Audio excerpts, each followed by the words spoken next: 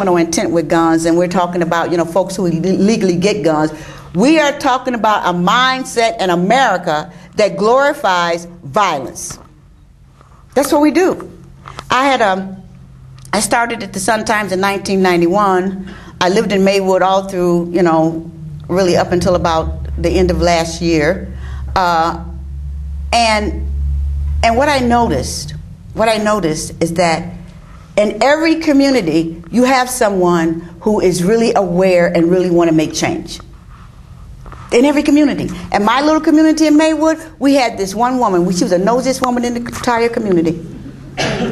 She was nosy. I loved her, but I mean, she knew everybody's business. She knew the comings and the goings. And this woman was not a well woman.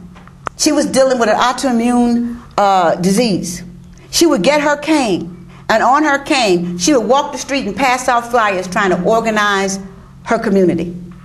And we thought it's never going to happen. We had the Latin Kings stand on the corner selling drugs day and night while we looked at her, we peeked out our windows at them, scared to death to go out there and tell them to get off our corner. And this woman would walk the street and try to organize the community. And in 2 years' time of organizing, of making every police officer around angry because she would hold them accountable, of knocking on our doors and making her come to our little spaghetti dinner meetings. In 2 years, she ran those Latin Kings off our block.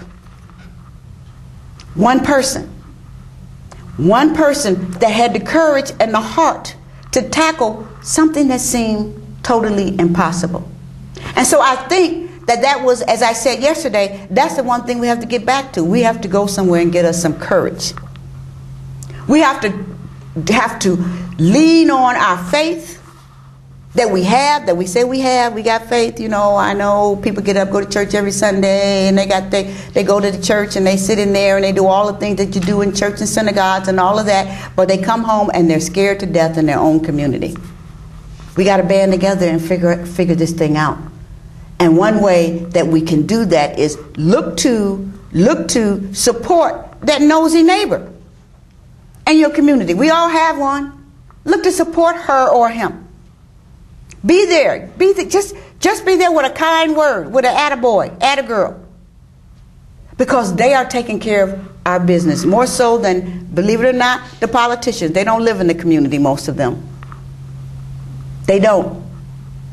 They may say they live there, but they come there, drop off their things, and they go someplace else. But we have to live there. When it comes to anti-violence messages, we need to understand what the rest of the world thinks of us. For a while, I had an editor who came from Canada.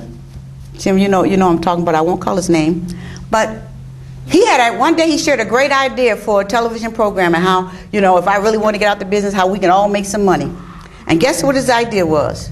He said, just broadcast 24 hours a day, 7 days a week, violence. Have a whole network like OWN, but have it devoted to violence. Everything from car wrecks. People like to pass by car wrecks, see who got killed, what it looked like. I don't know why they do that, but if there's an accident on Eisenhower, you can't get anywhere because everybody's gonna slow down and try to see the blood. He said, put that on the TV, and then put the homicides on. All those things, all these horribly gross murders, violence. People would watch. I thought the man was crazy. I did, but guess what? Now we have a steady stream of violent images on TV. Everything from cops dragging somebody down the street and pinning them to the mat to, and my favorite, I must admit, Snapped. You ever see Snapped? I never knew there were so many homicidal women in the world. But these are women that don't bother to file for divorce. They just snap. And you can sit there for hours, and from all over the country, there are stories about women who have snapped and the horrible images, and I sit there glued to it. All right, and if that's not your thing, you can look at all those housewives of wherever you name it, brawling, scratching, fighting on TV. My son, I have two teenage granddaughters, and my son had to take out the whole cable system. He had to just like forget it, no cable, no cable in our house, because when he was sleeping, they was watching girls brawl. This is what we've been reduced to. And we all think it's okay. The networks are making money. They're selling everything from Dove to hairspray on people committing violent acts. So, as a journalist, I come in contact with these families that are impacted by the violence. And what I've gleaned from interacting with them is that we have become so desensitized that we don't even know that our children, the things that they're doing that lead to the violence, that is something wrong with it. You know, I have people call me, well, he had a gun. I knew he had a gun, but he didn't really shoot anybody. Your son had a gun. And you knew your son had a gun. And now you're going to call me because your son got shot? There's something wrong with that picture. There's something wrong with the picture when you know your kid is involved in all these things that lead to violence and you do nothing. But when the kid is killed on the street, either by the police or by someone else, you're going to call a newspaper and you want me to rally the troops to say, somehow or another, the kid should not have been killed. These people that I talk to, these families, really have no idea that what the behavior that they are witnessing that is wrong, that is immoral, that the violent acts lead to more violent acts, that we are culpable for our own destruction when we allow these things to happen. So we are facing a huge enemy here. Family breakdown. Can't put a real dent in the violence till we do something about the families. Until we begin to find a way to not just minister to the kid who's growing up in a dysfunctional family, not his fault. Nobody asked to, be born into a dysfunctional family. But until we're able to help these young women and these young men who are living lifestyles that will lead you to be frustrated and maybe make you snap, until we're able to do something about that, we're not going to put a dent in the violence. There are churches on every corner in some neighborhoods. My neighborhood particularly. I can't go 2 blocks without finding a church. And I mean, I'm talking about 2 blocks. In some of the worst neighborhoods, there's a church on every corner.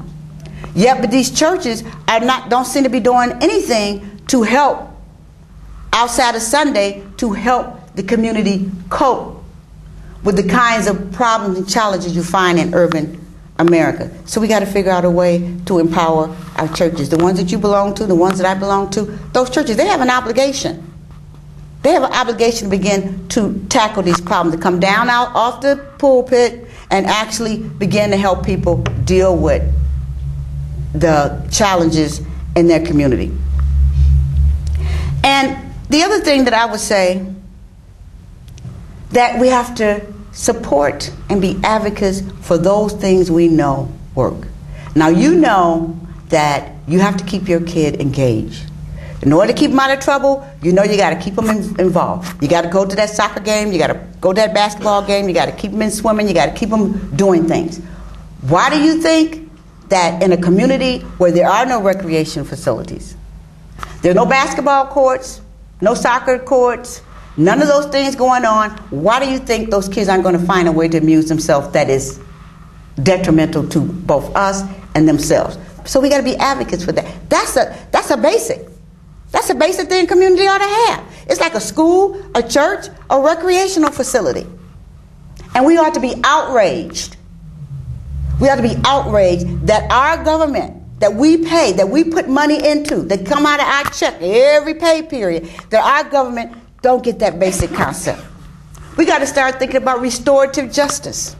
And what I mean by the restorative justice is that the reality is, because of the drug war, you are letting people, and we are letting people out of prison every day that have no skills. They couldn't find a job if there was a job. And if they found a job, they can't work a job because they have a record. And so if we think these people are going to sit around and starve to death and are not going to provide for their families are all going to stand on the corner shaking a cup. We are wrong about that. Those are the people that are hitting us in the head, stealing us our cell phones, making us look over our shoulders because we're afraid to drive down the street on certain times of night. We got to figure out a way to make prison not just a place you incarcerate people, but a place you just rehabilitate them. And then you got to figure out a way, when they get back on the street, what are they going to do? We got to do that. Real job opportunities for ex-felons, that's what I call it. And of course, the one thing that I would hope that we begin to look at in a different way would be our whole war on drugs. And let me say this to you. If people weren't wanting these drugs and wanting to use these drugs, we wouldn't have this big problem. So we have to figure out, one, how to treat the addictions and how to give people who are addicted other alternatives. Because you have a whole underground economy based on the war on drugs and the demand for drugs. And these people then are being locked up to the point that America has the highest incarceration rate of any industrialized nation. I don't know what we think was going to happen with that. I don't know if we thought that people, you know, let these people back on the street and they're going to disappear and get sucked up into the ozone. I don't know. But basically, they're among us. And we've got to figure out a way. We've got to figure out a way. If we're serious about ending and curbing violence, we've got to figure a way to get them back into society and making them productive parts. Now I know for some people, those are kind of hard pills to swallow, because you may live in a safe community, and you may live in areas where, you know, you don't have to worry about people selling drugs on your corner. And you may even live in an area where people are all polite and speak to each other kindly. But every day, in one of those areas, other things of violence are going on. Kids are being abused, molested, mistreated, uncared for. Wives are being abused, killed. You know, walking around with that piece of paper saying, I got an order of protection, doesn't seem to mean anything when you read the paper, because you realize that that order of protection can't protect you. So we've got to send a stronger message, stronger than the violent message. We've got to send a peace message. We got to become peaceniks again. Remember back in the, I can remember this, back in the 60s, we were all peaceniks, you know? It was all about peace. It was all about love. It was all about sister, sister, brother, brother. It sounds corny. We got to get back to that. We got to get back to seeing mankind and humankind as one kind. And that we have an obligation, because we know better. We have an obligation to do better. So with that, I want to open it up for questions, because I know in these things that there's always, especially when a journalist shows up, there's always questions. I want to give you an opportunity, if I may, to ask a few questions.